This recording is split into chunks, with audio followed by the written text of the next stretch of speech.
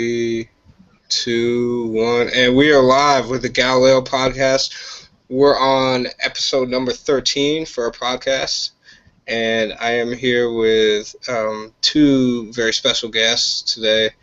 We've got Brian, who's a returning guest, who also plays our one of our medical officers, Tula Vutalainen, and he's a new arrival to the sim. And we also have another special guest, and it's her first time here on our podcast. We've got Agnes, who plays Tula's twin, Jana Vutalainen, who plays in our science department, and she plays a stellar cartographer, I believe. Is that correct? Yes. Okay. Great, excellent. So we've got all the characters right. We've got all the people here. We're going to have a great podcast for all you guys today who are listening. We're going to be covering two pretty important topics and two very interesting topics in the simming world. First, we're going to go into the kind of nature of character creation, specifically collaborative character creation. And what that is, that's kind of the process where you instead of creating a single individual character for yourself that you want to play on the game, you work with another player to create characters that would work off of each other. And those characters could be, complete opposites. They could be very much alike. They could be, there's a whole diverse range of topics that they could be like. But the collaborative character creation process is a little bit bigger than the traditional character creation process. So we're going to talk a little bit about that, and then later in our podcast, we're going to get into the whole idea of sim themes, specifically the exploration themes and the kind of the heart of what Star Trek is and kind of the ideals and philosophies that Gene Roddenberry envisioned for the Star Trek franchise. So without further ado, let's start it up. Agnes, I'd like you to go first because you're our first, you're our newest addition to the podcast and one of our newest crew members. So do you want to take a few minutes, kind of talk about yourself as a player, a little bit about your RPG history here in Obsidian Fleet, and maybe talk about your character, Jana? Yeah, sure. Well, I'm Agnes. I play several characters on Obsidian Fleet, and one of them being the CEO of the Endeavour.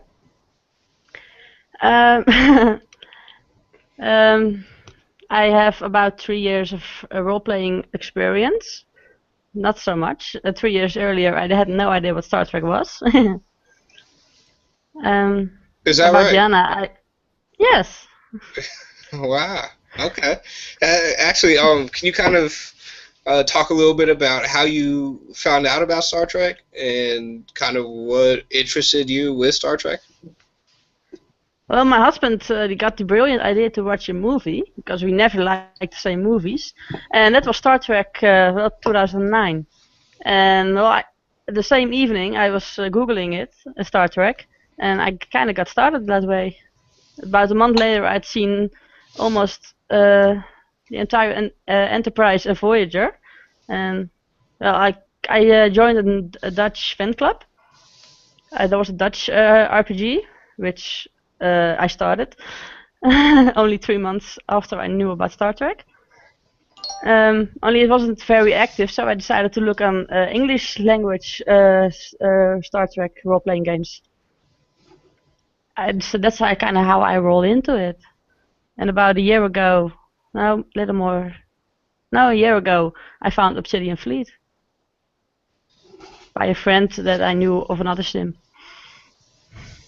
Oh, that's a pretty cool story. So you're actually, I mean, compared to, I guess, Brian and myself, you're kind of like one of the newer fans. Yes. Right? Yeah. I often read that Star Trek, the new Star Trek films never brought any fans and all that, but I am one of them. They exist. Oh yeah, no, they absolutely do, and I think that's one of the really good things that the new Star Trek films do, is it kind of brings a lot of people into the series who might never have been really like hardcore Star Trek fans before, but kind of have that interest in science fiction and action and like kind of all that other stuff. And so it kind of gives them a really good introduction in Star Trek, but like a modern day introduction, you know. So it's not like they have to watch something that's, you know, 20 years old to be able to relate to the series. They could just jump right in with like the newest film and kind of be able to relate to it. Yeah. Yeah. I've never watched the original series. At least some of the episode I have, but most of it doesn't, because I don't know, it just doesn't catch me. It's too old. Which is funny because, like, for me, the original series reruns and like the original 6 movies were what got me into it. So it's kind of funny there how different people come in from different ways. I like the movies. I watch them often, but I don't like the series. Oh, interesting. So, Agnes, what is your favorite movie that you've watched so far? That's still the 2009. 2009, the reboot one? Yes, I still, both story-wise and the movie on its own, I know, it's my favorite. What was it about that movie that made you like it so much? I don't know, there was a story, of course, the story I liked, but also the whole background, you know, you could actually go online and read how the story continued. Yeah. That's a good point. And I think, at least for me, one of my favorite things about that movie was, you know, that they actually created kind of a new background and a new story for the reboot series. And like you said, Agnes, you know, you can go online, you can read the whole kind of backstory behind it, and it's just, you know, kind of shows you the beginning of the Star Trek franchise. You know, kind of shows you Captain Kirk when he was a complete baby in the first scene. You know, had just been born. It shows you his dad a little bit. You know, obviously sacrificing his life for the USS Kelvin. And then it just jumps straight into, you know, Kirk growing up from there. They kind of you get to see Kirk in a way that you really haven't seen him before in the original series or the movie series or you know, any of the other you know, places where they have Captain Kirk franchise or Captain Kirk featured. So you just kind of have this kind of inside, I guess, kind of inside knowledge into Captain Kirk a little bit more. You know, it makes him a little bit more personable, a little bit more relatable.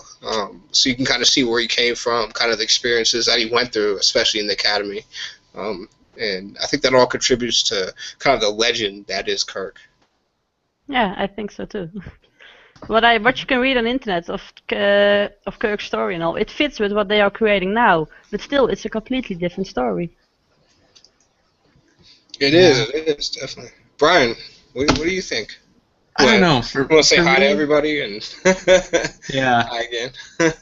yeah, me, Brian. I play Tula, but for me, I honestly wasn't crazy about the new Star Trek movie. You know, because I kind of grew up on like the original series and the original 6, and like Star Trek 6 was just such an amazing send-off that, you know, I look at them and like no matter how good the actors are or how good the movie is, there's always part of me that's like, oh, I miss William Shatner and Leonard Nimoy and DeForest Kelley. So I mean, yeah, that's kind of where I'm at with the new movies. Yeah, I mean, it's tough, you know. I mean, I think that's a topic for an entire podcast. Yeah. I mean, we could cover like 4 or 5 podcasts with it, and it's a very well documented topic and well documented concern that a lot of Trek fans have had with kind of the new reboot. But I do think that when you kind of look at it, the reboot does have its parallels to the original series, and I think it does do it actually pretty well, you know, at some points. So, as much as we, you know, kind of, you know, some of us critics, as much as we kind of dislike certain aspects of it, and you know, we might go online and maybe like occasionally like flame the, you know, the original reboot series for like some reason or another, and say this, you know, it's not like a purist, reboot of what Star Trek should be. I think we all have to recognize that Star Trek can be interpreted a lot of different types of ways. So, even when it's rebooted in a new franchise, it'll help us. It'll kind of refresh the series and help not only us who are veteran Star Trek fans, but also new Star Trek fans like Agnes, kind of get into the whole Star Trek theme and kind of have a good time, kind of enjoy just the ideals and the philosophies that are Star Trek. So, I mean, I think that's something we really can't ignore, and I think that's something that we should, at least be appreciative for. If not anything else, because I know we all have our gripes with J.J. Abrams. I think that's a good way to start off our show. I want to segue right in. I mean, we're going to jump straight in. We're going to go to the heart of our first topic, and we're going to talk about collaborative character creation. And as you guys have both mentioned, and for everybody who knows you guys, you're both not only COs here in Obsidian Fleet, you guys run your own simulations, but you're also avid simmers. And you guys do a lot of role-playing with a bunch of different characters. And you guys are pretty experienced and are pretty mature players. So I guess I want to talk about kind of this whole concept of collaborative character creation, which is where you don't necessarily just make a character for yourself or like a single character. We're not talking about just creating a player character or an NPC to put onto a sim. We're talking about working with somebody else to develop a character for yourself that works with the other player's character that they're also developing at the same time. So the whole idea behind this is that we sort of are we're creating two characters separately between two different writers, or it could even be three different writers or four different writers. But we're working in an out of character manner to try and create these characters to work off of each other and to be, coherent with each other so that they have a relationship between all of them. And this, at first glance, it sounds like it could be kind of easy. You could just go kind of the I guess just kind of the basic route, and have everybody, all the players, all the characters, kind of know each other from the academy, and then they've just been friends, just growing up ever since, been on the same deployment, throughout their careers and everything.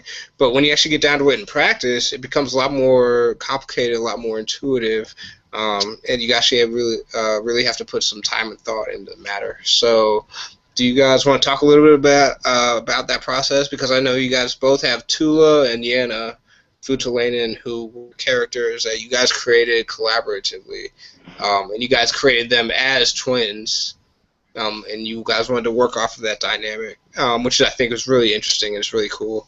So, do you guys want to talk a little bit about the whole concept of collaborative character creation and kind of what your experiences were when you were creating those characters? Sure. I mean, we had both been role-playing together for a while, and we had kind of independently came to the idea that we might be both interested in creating new characters, and Agnes suggested, hey, why don't we create twins? And I thought that was a great idea, so I was all down for it. I mean, I had this character that I had from before that I kind of wanted to keep playing, so we eventually decided to kind of make a twin sister for her and kind of tweak both of her personalities. But I think it was an interesting experience because usually, when you apply for a sim, what you do is it's basically go off by yourself, write your own bio, and kind of come back.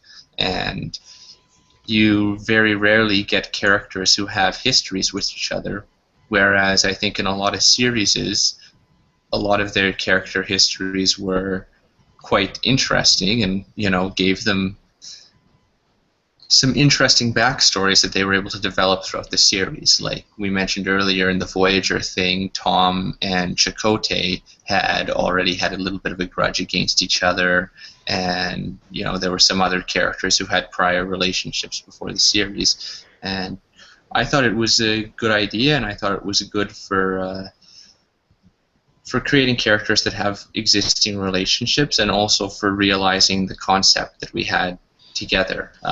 I think, coming up with the concept of having twins and working together on them is only natural. Yeah, well, the most fun for me was actually the part. Chula already existed. I had to make a new character with half of an already existing character. Yeah, but I found the funny part Where was she's from, and all, that was already existing. You were saying? Yeah, I found part of the funny part there was that we had Tula already existed, but this version of Tula is completely opposite in personality to the already existing version of Tula. Yeah, but Because we also chose to have them completely the opposite of each other. One introvert, one extrovert. That kind of thing. Jana is very shy. Tula is the opposite. Yeah, and I think it worked out, and I think it's something that we need to maybe do more often in role playing. Like, I know I do it a lot in tabletop role playing because I don't know if anyone's ever played D&D and started out the session with like that boring tavern scene where you're all sitting in different corners of the tavern and you have this awkward, forced trying to get to know each other. I just say, you know what, screw it, and I just like to go around the table and ask everyone, okay, how do you know this guy? How do you know this guy? And I think, maybe that's something we need to do a little bit more in Obsidian Fleet, encourage people to work together on character creation with other people, or, look at, as they do the character creation process, maybe look at people's bios already existing on the sim and seeing where they can link up to that. Yeah, but the difficult part of it is if you're joining a new sim, you mostly don't know the people that are already on it. Yeah. So you're asking a complete stranger to be related, friendly, whatever, with your new character. Yeah, I think that's a good point. I think what both you guys said, kind of where you're working a little bit together, and then you have, one character that's already established, where you have Tula, right, and then you have her whole background kind of established, at least for the family side. And so Agnes, you'd be creating, Yana, who you can work off of her backstory, because they both come from the same background, they're both Bart in the same family. And then you kind of just create a little bit more of the individual personality, to kind of make her unique and to make her a little bit different and maybe adjust her like here and there. I think that's a really interesting way to do it. And I think it's really good, especially for continuity's sake, because, when it comes down to those posts where you're going to be doing things in character or talking to people out of character about both Yana and Tula, you guys will be both on the same page with their previous history and the background. So then when it comes down to the actual writing part and kind of how they respond to different situations, how they deal with different people, then you can kind of really get into your own, that's when you can really separate the characters because they have their own individual personalities, and so they, even though they're twins, they might respond to a certain character in different ways or a certain situation different ways. So, but like you guys said, it's a great point. When it comes down to it, they both have that same basic background because they both grew up in the same family, because they are twins, and because, let's be honest, most of the twins that we know in real life are really, really connected. And that's one of the things about being a twin, is that you've always had someone there who was exactly like you most of your life throughout all the situations in your life, and you've had that person to lean on and support you, and you supported them. So I think that's a really fun dynamic. Yeah, I think we definitely kind of put that in our bios too. We put that they were all together, and I think the point where they started to diverge was in when they were 18.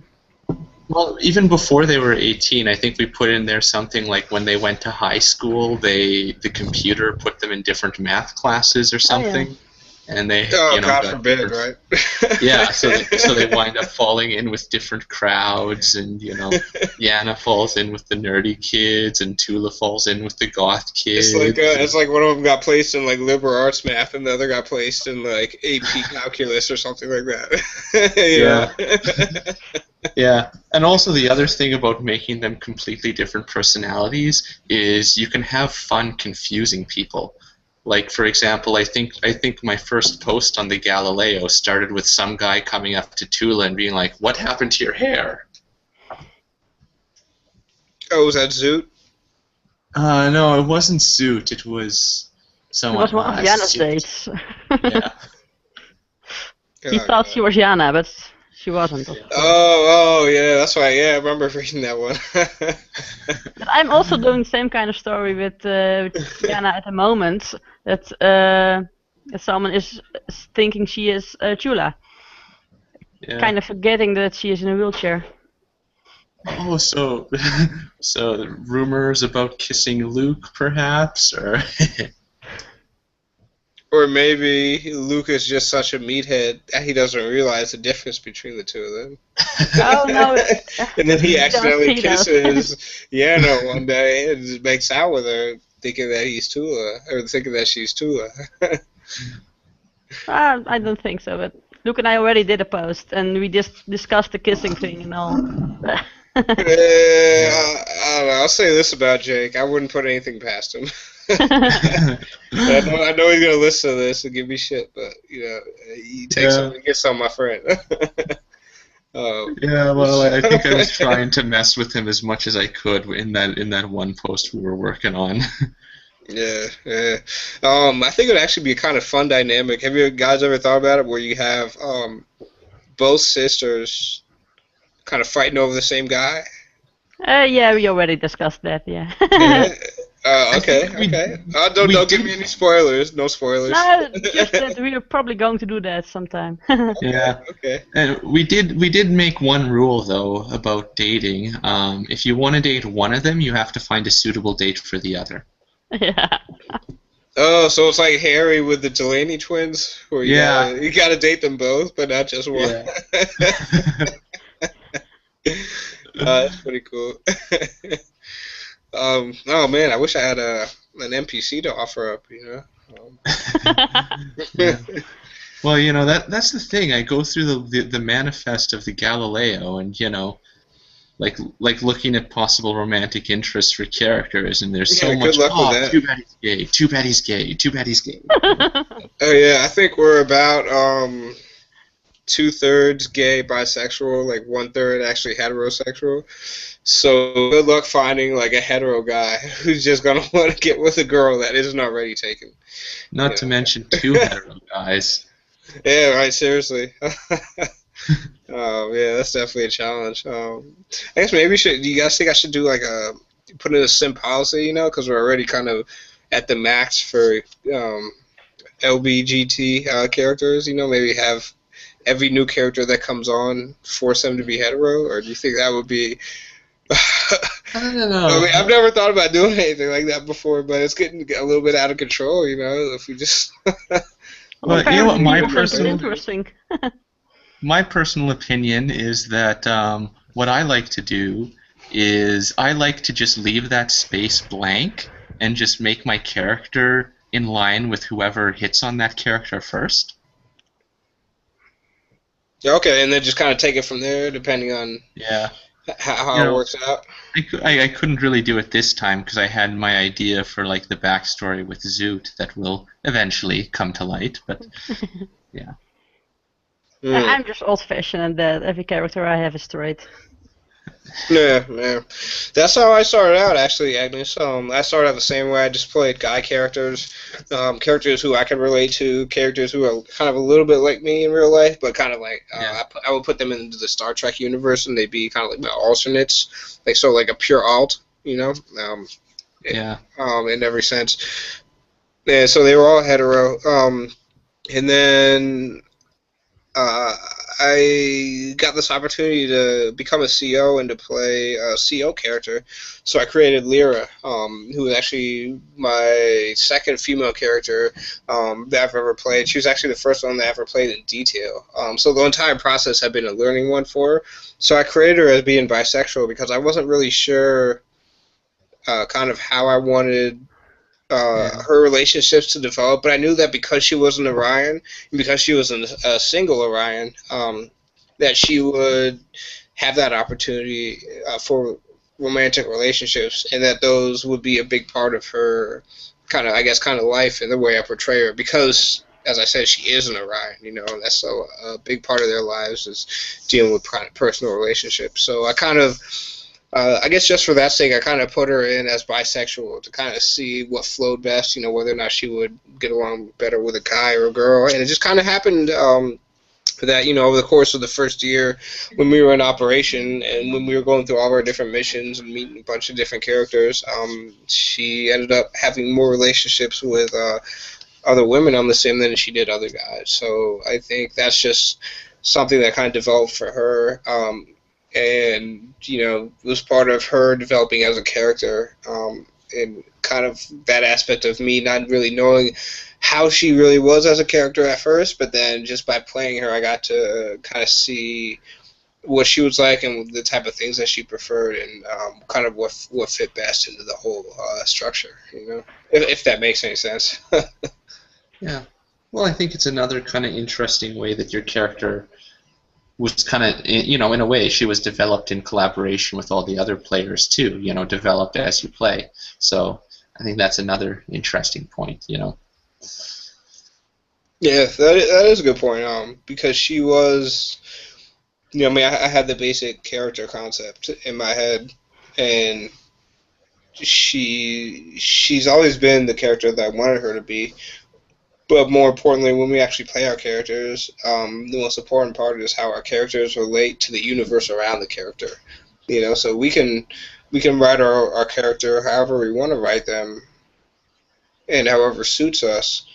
But at the same time, we also have to write them in a way that's appropriate for the world that's surrounding them. And every sim has a different game world. Every mission has a different game world.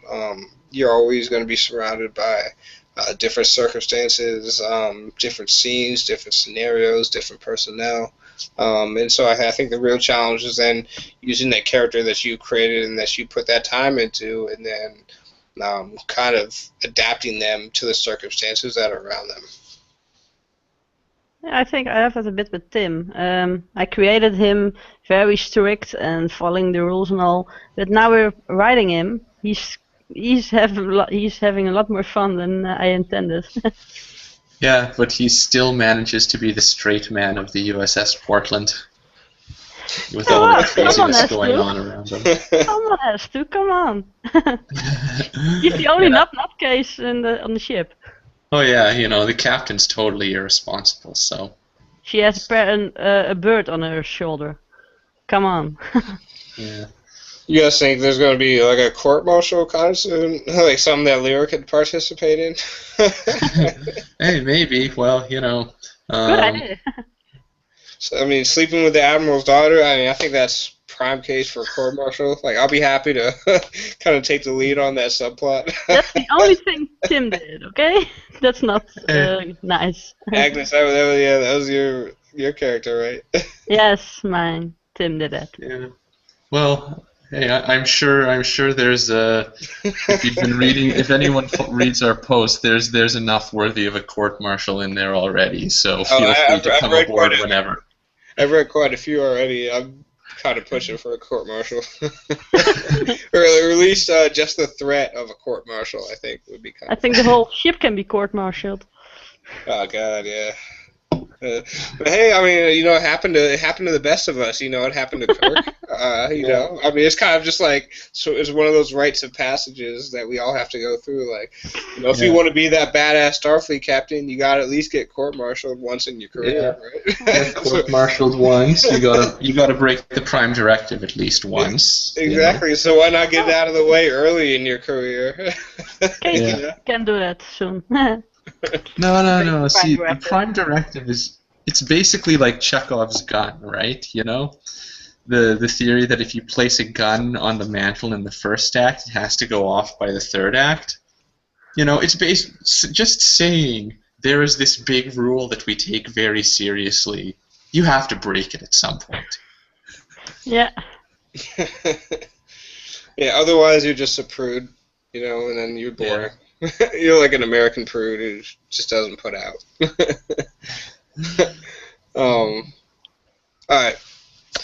So yeah, that whole, I guess like we were saying, that whole collaborative character creation process, it's really diverse, really complex. There's a lot more to it than just a simple character creation process.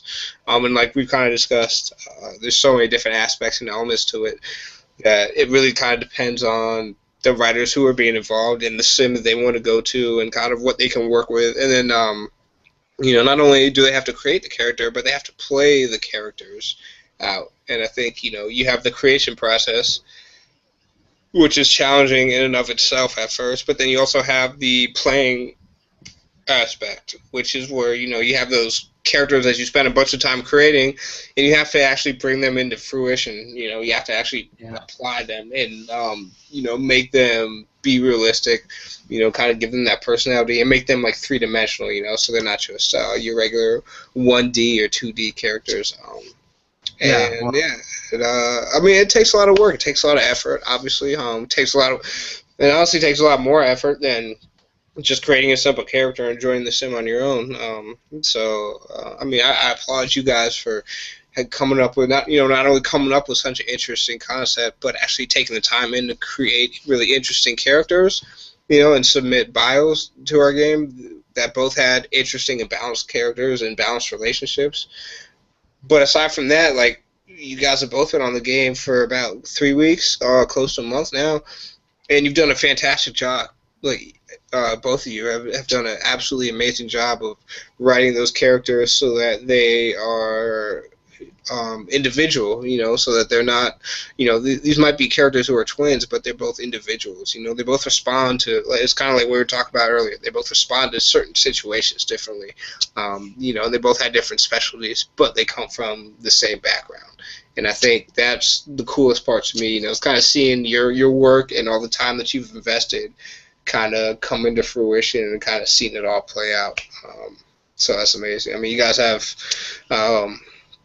you guys have my complete admiration for that, because I know I could never do it.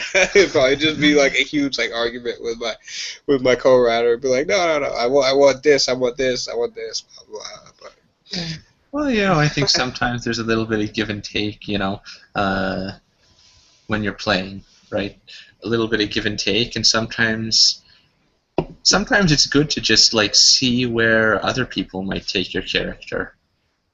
I'm not suggesting we go all full out, let everyone write for each other, but sometimes it's good to just play along and see where other people are taking it. I think that's a whole different subject. Oh yeah, I mean, it's interesting.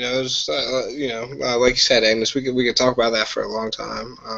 But I think though, as we've discussed already, I think you guys have done a fantastic job of doing the collaborative character creation process, and it's definitely something for us to get into at a later point.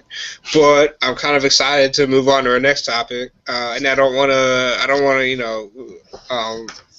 bust out any time for this one, but it's one of the more important topics I think that's in simming. And especially for you guys who are CEOs, because both of you guys are CEOs in our task force and in the Obsidian Fleet. And it's kind of one of the primary, major themes and topics that we all have to consider when we're becoming CEOs and when we're creating our sim. And, this is something that we think about when we choose our starship class, when we choose our specialty, if our sims have any specialty. And this is more or less what our sim theme is.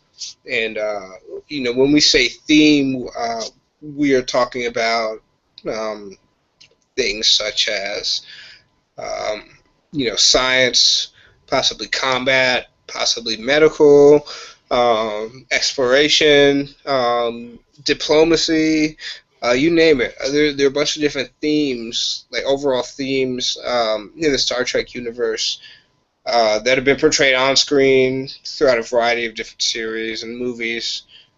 And one of our jobs, when we become a commanding officer here in Obsidian Fleet, is to kind of choose the path that's best for us as COs and also all of our players. And so we want to do something that all of our players like. We want to choose themes that all of our players enjoy, and that all of our players, have a good time exploring while we're writing our adventures. And, like we said earlier, there's a huge variety of all that stuff, and it's kind of up to the individual CO, depending on what their ship class is, what they've chosen, what their ship is capable of, and what they actually desire for themselves, for their adventures, and what they desire for the crew and the players underneath them. And at the same time, we have this basic idea of sim themes and all these different specialty things out there. But aside from specialty sims, we also have some of the more multi-role sims out there, and some of the more diverse ones who aren't really strictly confined to just one specialty. And that are able to do a bunch of different ones, and a lot of times because of their certain starship class, they're able to tackle a variety of different missions and do a bunch of different things, and so they have a lot more diversity and a lot more opportunity to create interesting stories. But ultimately, it really doesn't matter what the starship is capable of. It's what the CO wants to do and what the CO is capable of, what the game master is capable of. So I wanted to talk about the primary topic, I guess, for this podcast of the sim theme. Obviously, Gene Roddenberry, if we look back to Trek and the basics of Trek, the core values of Trek, Gene Roddenberry started up Trek in the late 60s. He was ahead of his time by all means. He focused on the ideals of science, exploration, and this is not just exploration of the cosmos. This is exploration of ourselves and our society and our culture, and as individuals. And he focused on that whole exploration theme. So we would do science missions, we would have combat missions, but ultimately we would have an interchanging dialogue where we would discuss different ideas, different platforms, certain things in society that were deemed to be controversial or taboo. And Gene Roddenberry would tackle those. He would tackle them head on first, but he would do them in a science fiction manner through the Star Trek series. And so that was, at least for me, kind of one of his main themes, was that he created these ideals that we should challenge, and he tried to give progress for all of us through his series and through the Star Trek genre. So what do you guys, I guess we'll start with Agnes here, and then we'll move on to Brian. What do you guys think about the whole idea of the sim theme? And if, obviously you guys are both COs, so what is your sim theme for your sim, and why did you want that theme for your sim, and how do you think it kind of relates to the whole idea of Star Trek? Well, the Endeavour is a science ship of its Nebula class. The main theme is exploration, and the second one is diplomacy. But the reason I chose that is because the Nebula class is a science vessel. The character I had wasn't really a science person, but I just thought that it will be the most fun because that's what Roddenberry originally wanted, that he created for exploration. And being a Nebula class, you can also just do all the other missions. Only the main focus will be on exploration and diplomacy missions. And the Nebula class actually has that mission pod, right? Yes, yeah. The science pod. Exactly, yeah. So you could do a bunch of different missions if you wanted to. We could swap out the pod, like, let's say, God forbid, you had to go into a battle or do like a battle mission, you could put on the torpedo pod at the top. Yes. Or you could do something else, maybe an engineering pod or something, depending on the mission. A habitat module. Yeah, exactly. Hospital Habitat module. Yeah, if you want to Shuttle if you want to like transport colonists or something, or if you have, let's say, maybe a medical emergency, there might be a medical pod or something. Yeah, Agnes, I think you have definitely by far the most versatile ship in the entire fleet. Yes. Your ship can literally do everything, and it's big enough to do everything, and there's absolutely no problem in character explaining how it can do everything. And I'm actually really jealous about that. Because if you compare it to the Miranda class, which is the Portland, the Portland has less defensive capabilities. Something the Nebula class won't have. Whatever we encounter, we don't have any problems defending ourselves. I think the Miranda class has less capabilities in every category. I think Brian just needs to accept that his ship's just like shittier, It's like a shittier, older ship. But I actually, when I was kind of like Grandpa's tractor, Yeah. But when I was picking out my ships, first two things. One, Wrath of Khan was an awesome movie. And the USS Reliant. Yeah. I think that, there's some challenge in there, It makes it gives you some interesting challenges, like, if you have to write a combat scene involving a Miranda class and win, you got to be pretty creative, Yeah, for example, hijack another ship. Yeah, because Brian, did you watch Deep Space Nine at all? Yeah, I watched the whole thing. Okay, so you saw the Sacrifice of Angels episode where they're trying to bust through the Dominion lines. There were so many. It's the first fleet battle, and they have the two Mirandas that are escorting the Defiant. They're trying to bust the Gemini lines, and they both get completely destroyed. I think from that point on, it's just kind of like in your head, you're just like, all right, the Miranda class is just so old. It's so outdated. You can't even hold up in a battle. Like, you're pretty much a dead man if you take that ship into combat. But we've had a battle so far, and we managed to hold up somehow. Only because you hijacked another ship. Miranda was completely dead. Oh. Actually, it was another Miranda class, though, so... The truth comes out. All I know is that Tim was commanding at this. Yeah. But, I mean, like, I had that in mind sort of for my...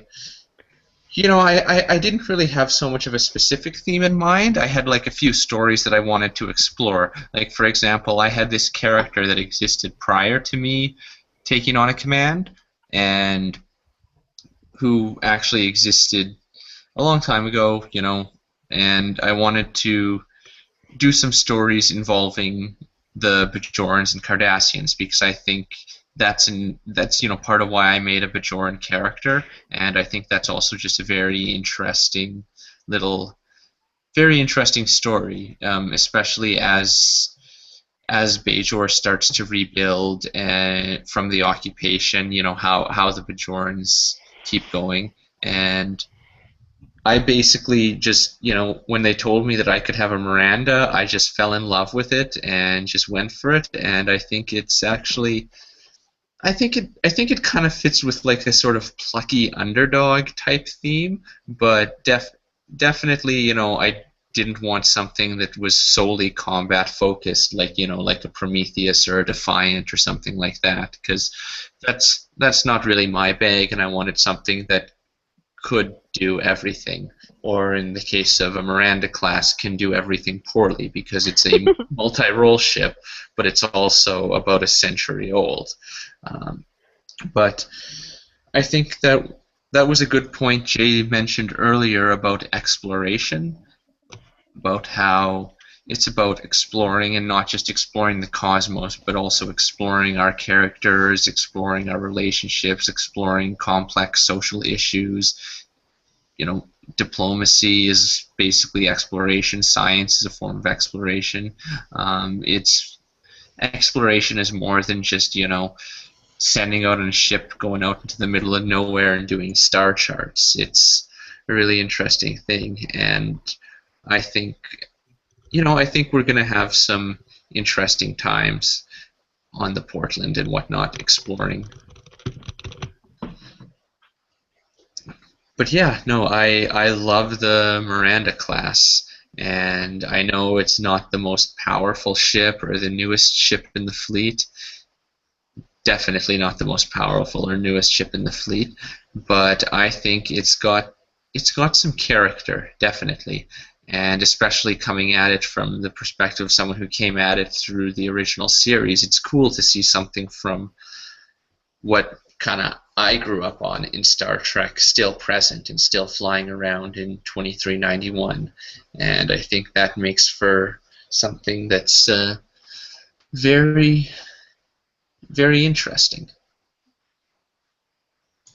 Yeah, I think those are all great points. And I just, it's actually something I've wanted to bring up for a while in our podcast, but we've just never really gotten around to it. But the heart of Star Trek is not necessarily what starship that you have, or what type of captain that you have, or all the technology that's around you. Star Trek fundamentally, it's not about that. Star Trek's about like both like all of us said. Star Trek's about exploring ideas, and about exploring concepts. And I think the best Star Trek episode that I personally have ever seen was the Measure of a Man, the Next Generation episode, where they were debating the idea of dismantling Data. To kind of study him and all that stuff, and it was one of the most psychologically intriguing and kind of in-depth, I guess, character studies that you could do of a person within the science fiction genre. And this is an episode where the majority of it took place around the briefing room table. It took place around a round table where everyone was sat, and it was just pure dialogue. And it was an exchange of thoughts and ideals, and conflicting ideals. Most importantly, conflicting ideals.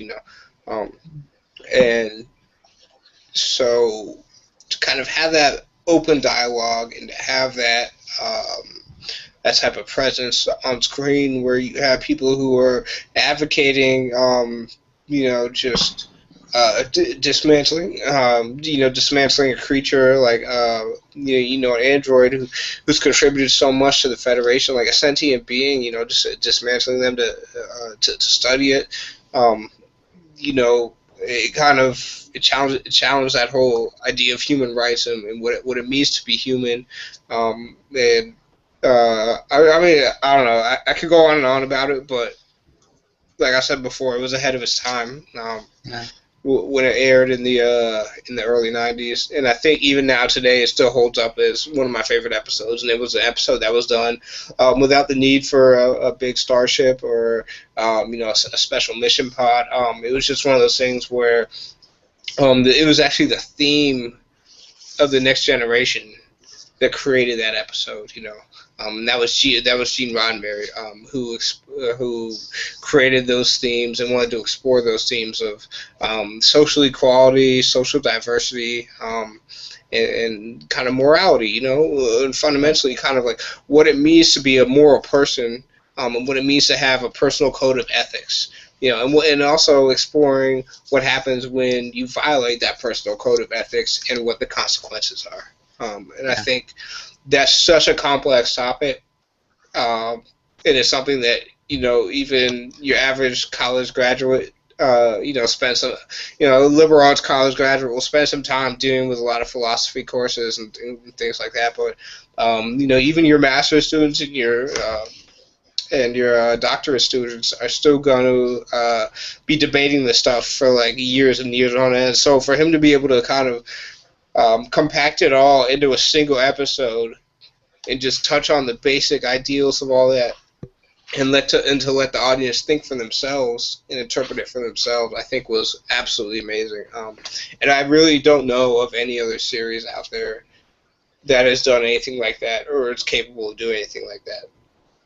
Yeah, well, I think that's interesting. I think now that you mention it, I think what it means to be human is definitely a theme that's running through a lot of Star Trek. I mean, you have, going back to the original series, you have them, they're pretty much dealing with that all the time, especially with like their relationship with Spock, who's very not human, who is kind of shown as, a cold-hearted, logical guy, but then you have his funeral at the end of Star Trek II, where Captain Kirk says, of all the souls that he met in his travels, Spock was the most human. And, you've also touched on that throughout a lot of the other series as well. There were a lot of moral dilemmas that all they had to face. Deep Space Nine, they had the question of genetically modified people and their rights and whatnot, with the whole Bashir being genetically modified arc, and the absolutely. That episode with the gifted, the genetically modified gifted kids and whatnot. Yeah. And then in Voyager as well, you remember you had the whole issue of hologram rights, where the doctor was like, what holograms were somehow not considered to be a sentient person in the UFE, so they had no rights, and so that was another social issue that they tackled as well. Yeah, and I mean, I think Janeway and the whole crew there was a good example of showing, like, what does it mean to be human when you're in such a bad situation, so far from home? And, I think we mentioned it in the Voyager episode that the Equinox two-parter really got into that. And, you also have in Voyager, you have 7 of 9, somebody who's learning to be human as well. And that's what it means to be human. That's a question that they've explored throughout the whole Star Trek series. Yeah, absolutely. Agnes, what do you think? Because you have a great ship. You have a great crew. Did you ever have any ideas to maybe plan a mission where you're kind of dealing with some of these questions? Some of these core questions about humanity, or kind of things that are more like related to dialogue and exploring the nature of human beings, or are you just kind of going? Are you just kind of going like pure explorer status? Kind of just seeing what's out there in the unknown, and trying to figure that out. Because both are cool, I love both of them. I have this idea planned for Kate's background for later, but no, not really anything directly to humanity related. But yes, the current mission we're in is a completely new species that we're discovering. So yeah, I'd like to do the really exploration is what I will mostly do. That's cool. Can you tell us anything about this new species, or is it kind of secret? Or? No. They're the Amara. They're a species in subspace at the moment. They are post-industrial. I have to think about all of this. I didn't write everything myself. They are very religious, but after Civil War about 100 years ago, they started to get the government to. It used to be only religious. The church was also the politicians, and after the war, that kind of got separated. But they are not space worthy and all, and now they have two iron birds in the sky, one of them crashing down. And they have to discover it. They want to discover what the birds are, and the Endeavour and the crashed ship, they want to get out. That's where we currently are working on. Yeah, that sounds pretty cool. Go ahead, Brian. Yeah, it's a mission that it looks to be interesting, and it goes back to the whole Prime Directive thing as well. The whole, how to be a good captain, you got to violate the Prime Directive sometimes. So maybe we'll see Kate wrestle with that issue near the end. All I know is my character's busy trying to fix the ship after Kate broke it. Hey, what? She couldn't help being sucked in the vacuole. Oh, Brian, I want to say 10 minutes and just cut off our current topic. and I want to argue with you Okay. for 10 minutes. Because you just told me that to be a good captain, you have to violate the Prime Directive. I think that's something that Hold on, dramatic okay, principles demand. Chekhov's gun. hold on, buddy. Let me present my case first, and then you can reply. So we have, especially for all of our viewers out there who might not exactly know what the Prime Directive is. The Prime Directive, I mean, you can look at it. You can look at it online. It's actually a rather long statement, but the gist of it is that you cannot interfere with a culture that has not been interfered with before. And specifically, we're talking about in a society that's a warp culture society, where the majority of species and races have warp technology. When you meet, if you ever come in contact with a society or a planet or any group of people who does not have that same level of technology as you have, that is not warp capable, that is not capable of traversing the stars, you are not authorized to influence them or deal with them or affect any change in the progression of their society. You would agree with that, right, Brian? Yeah, that's basically summing it up. Okay, all right. So I would say the next point, what you just said, is very interesting. And we kind of joke around about it. It's like, yeah, you gotta violate the Prime Directive here and there. You gotta do what's right and do all this stuff, blah blah. But when we actually get down to thinking about the Prime Directive and actually getting into those situations, it's one thing to have that kind of bravado nature where we think that we know better, but the Prime Directive is out there for a reason, right? The Prime Directive has been put out there for a reason. This is not. It's not like some bullshit reason where really has no main purpose or anything. I mean, the logic behind it is completely sound. And the consequences for actually violating the Prime Directive could be catastrophic. You could completely destroy an entire civilization if you violate the Prime Directive. So, kind of as much as we joke about it, this is a very serious issue. And again, this kind of gets to that theme of Star Trek that we were talking about earlier, and that theme of ethics and morality and kind of like that personal, it's kind of like that personal code of conduct that each of us has, especially for our tunes. When we're writing our tunes and our characters, and we put them in different situations, and so sometimes a lot of them are commanding officers. What code of ethics do they have? What is it that they're motivated by, and what is it in their background and their experiences throughout life makes them have those moral judgments?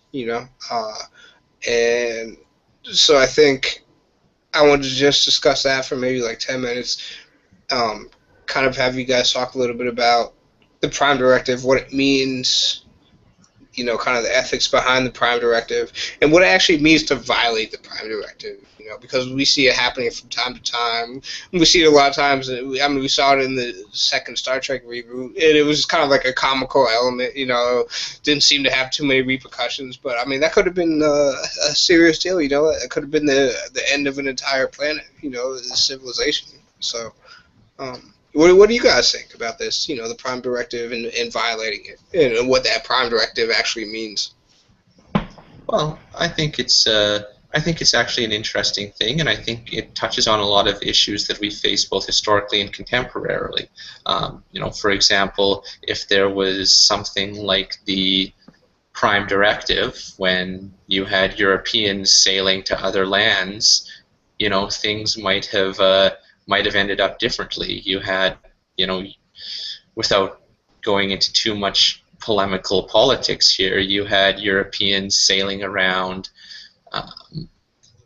basically taking over their land, really, starting up slavery, really doing all kinds of nasty, nasty stuff.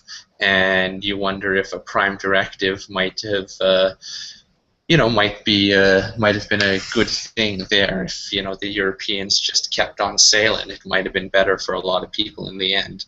But so I think that's one thing that where the Prime Directive where it might have real life implications. And you also see that from time to time with uncontacted tribes of humans in places like Brazil and Papua New Guinea and up in the Amazon. It becomes a political issue of, what do we do? How do we deal with these people? What do we do if they contact us? Should we just leave them alone? And I think most people seem to think that they should be left alone, but then that goes into another tricky issue when somebody finds gold on their land, and then that tends to go out the window. But I think the Prime Directive is actually a really good principle in theory, but I also think that when we're talking about our characters, whatever their ethics are and whatever they're based on, be it the Prime Directive or whatever, they're going to have to seriously, if not violate those from time to time and deal with the consequences, they're going to have to at least really have to grapple with that. I mean, like, I joke around, like, the paladin who never breaks his oath is kind of a boring paladin, right?